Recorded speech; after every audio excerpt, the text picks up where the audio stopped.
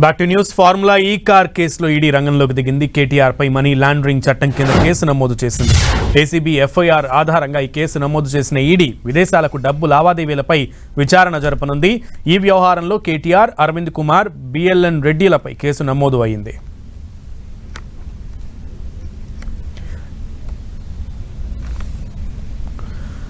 Money laundering చట్టం కింద ED case నమోదు చేసింది. దీంట్లో క్లియర్గా విదేశాలకు డబ్బు లావాదేవీలపై విచారణ జరపనుంది. ఈ వ్యవహారంలో కేటీఆర్, అరవింద్ కుమార్, బిఎల్ఎన్ రెడ్డిలపై కేసు నమోదు చేసింది ఈడీ. ఈ క్రమంలో వీరి ముగ్గురిపై విచారణ జరగబోతోంది. దీనికి సంబంధించి పూర్తి సమాచారం మా ప్రతినిధి కిరణ్ అందిస్తారు. కిరణ్.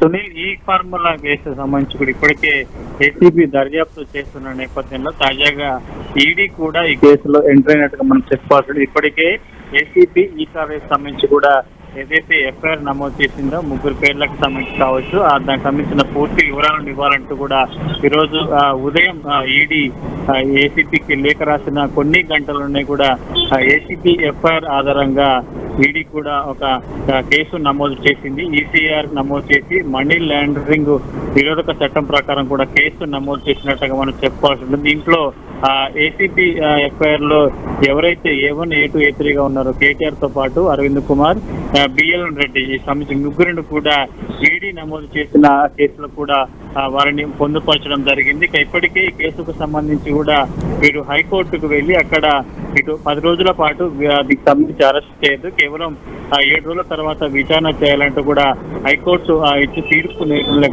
జరిగిన నేపథ్యంలో ప్రస్తుతానికి అయితే ఈడీ కూడా దీనికి సంబంధించి కూడా కేసు నమోదు చేయడం ప్రస్తుతానికి అయితే కొంత ఈ కేసు సంబంధించి కూడా మనీ ల్యాండ్ ఆర్థిక లావాదేవీలు జరిగాయని కూడా ఒక ఆరోపణ నేపథ్యంలో కూడా దీనికి సంబంధించి ఈడీ ఆ కేసు నమోదు చేసినట్టుగా మనం చెప్పుకోవాల్సి ఉంటుంది. సునీల్. కిరణ్, అయితే ఇందాక బీఆర్ఎస్ నాయకులు తెలంగాణ భవన్లో మాట్లాడుతూ ఏసీబీ ఈ విషయంలో ఎలా ఎంటర్ అవుద్ది, ఏసీబీ చేత ఎలా విచారిస్తారని ప్రశ్నించారు. ఇప్పుడు ఈడీ కూడా ఎంటర్ అయినటువంటి పరిస్థితి. సో బీఆర్ఎస్ దీనికి ఏం సమాధానం చెప్పొచ్చు?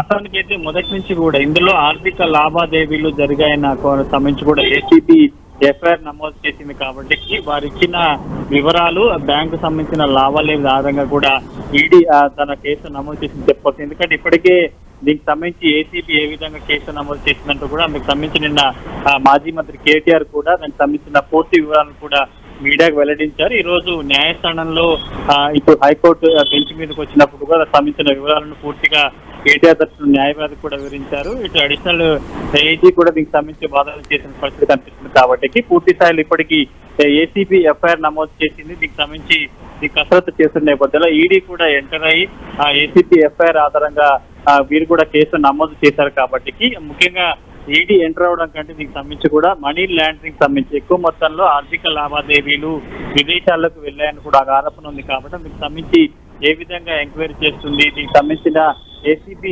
పూర్తి వివరాలు, ఎందుకంటే ఈడీ అడిగిన లేఖలు అడిగిన వివరాలను కూడా ఏసీబీ ఈడీకి అందజేసిందా లేదా అన్నది కూడా మనం చూడాల్సింది. ఎందుకంటే ప్రాథమికంగా సమాచారం మేరకు కూడా కేసు నమోదు చేశారు కాబట్టి వారు ఈడీ ఏ విధంగా ఈ కేసుకు సంబంధించి ఎంక్వైరీ చేస్తుంది, మనీ లాండరింగ్ సంబంధించిన నిరోధక చట్టం ప్రకారం కేసు చేస్తుందా చూడాల్సి ఉంటుంది.